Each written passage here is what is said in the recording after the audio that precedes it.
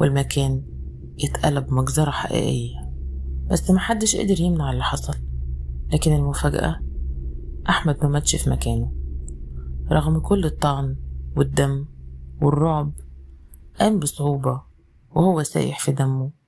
ركب عربيته كأنه مشهد من فيلم، بس الحقيقة كانت أبشع.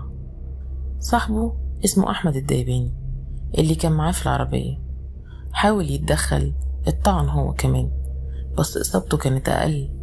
وبرغم إنه اتفتح له جرح طوله 7 سنتي في دراعه، اطمن على المسلماني إنه ركب العربية وساق وهو بينزف. خد أحمد وطلع بسرعة على أقرب مستشفى ليهم. كان بين الحياة والموت، قلبه لسه بيضخ دم، بس جسمه كله كان طعنات عميقة.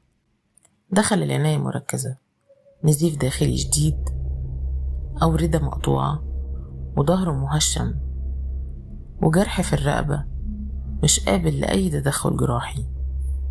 الدكتور قالها بصوت واطي: لو عدى الليلة هتبقى معجزة. بس للأسف المعجزة ما حصلتش. فجر يوم 12 يونيو 2025، أحمد المسلماني تاجر الذهب المعروف اللي عمره كله كان في الشغل والاجتهاد اتوفى.